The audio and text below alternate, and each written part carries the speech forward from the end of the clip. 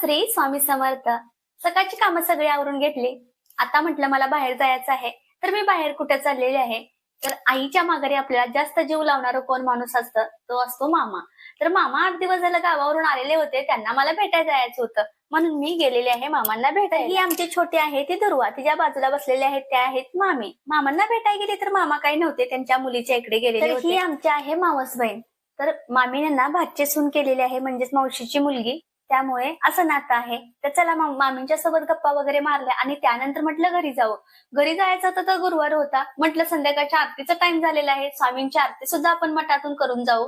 म्हणून मठातून स्वामींची आरती मी करून घरी आले. घरी आल्यानंतर देवाचा दिवा लावला नव्हता, तर म्हटलं चला स्वामींचा प्रसाद आहे ते स्वामींच्या जवळ ठेवून नमस्कार करू आणि देवाचा दिवा लावू, अगरबत्ती लावू.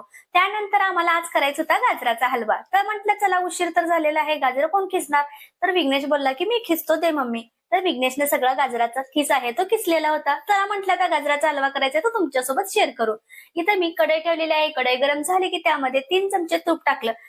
तूप गरम झालं की लगेच आपल्याला जो गाजराचा किस खिसलेला आहे तो सगळा टाकायचा आहे कढईमध्ये. आज होता गुरुवार, त्यामुळे म्हटलं चला स्वामींना पण नैवेद्य होईल हलव्याचा आणि त्यानंतर आपल्याला सुद्धा खाया होईल, म्हणून ना आज गुरुवारी घेतलाय करायला गाजराचा हलवा.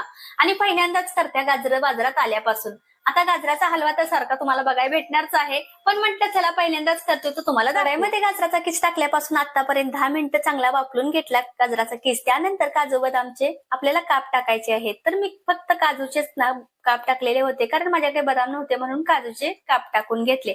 त्यानंतर 1.5 लिटर म्हैशीचं दूध छान असं तापवून घेतलेलं होतं, ते सुद्धा टाकलं, कारण गाजरं ना 1 किलो होती. 1 किलो गाजराला आपल्याला 1.5 लिटर दूध लागतं. तर मी चपात्या सुद्धा करून घेतलेल्या होत्या इकडे. चला म्हटलं आता दूध आटले का बघू आपण गाजरामधलं. तर छान असं दूध आटलेलं होतं. आता आपल्याला साखर टाकायची होती. लवकर साखर टाकायची नाही, पण मला वेलची पावडर सुद्धा तयार करायची होती, म्हणून मी 7-8 वेलची घेतलेली आहेत. त्यामध्ये साखर टाकून वेलची पावडर तयार करून घेते. बारीक अशी वेलची पावडर तयार करून घेतली. आता मला गाजराच्या हलव्यामध्ये ही वेलची पावडर टाकायची होती. तर चला आता वेलची पावडर आहे तयार केलेली ती टाकू. तर वेलची पावडर टाकल्यानंतर थोडीशी हलवून घ्यायची आणि त्यानंतर दुसरी सुद्धा मी साखर टाकणार आहे, कारण आपल्याला जसं गोड लागतं ना तेवढी साखर आपण टाकायची. त्यानंतर मी झाकण ठेवणार आहे, म्हणजे जी साखर आहे त्याला पाणी सुटलं जातं. आता सगळं पाणी साखरेचं सुटलेलं आटलेलं होतं, छान तयार झालेला होता आपला गाजराचा हलवा. चला आता मी एका वाटीमध्ये काढलेला आहे, चमचा सुद्धा ठेवला त्यामध्ये आणि स्वामींना नैवेद्य दाखवून येते. तर मी आता हॉलमध्ये आलेले आहे. पहिल्यांदा आता स्वामींना दाखवू आपण गाजराचा हलवा. वर्षातल्या पहिल्यांदाच मी गाजराचा हलवा केलेला आहे. नैवेद्य दाखवला. त्यानंतर म्हटलं चला तुम्हाला टेस्ट सुद्धा करून दाखवू की गाजराचा हलवा कसा झालेला. गाजराचा हलवा 1 नंबर झालेला होता. तर व्हिडिओ पण मी तसं संपवते. व्हिडिओ तुम्हाला कसा वाटला नक्की कमेंट बॉक्स मध्ये सांगा. व्हिडिओ आवडला तर लाईक आणि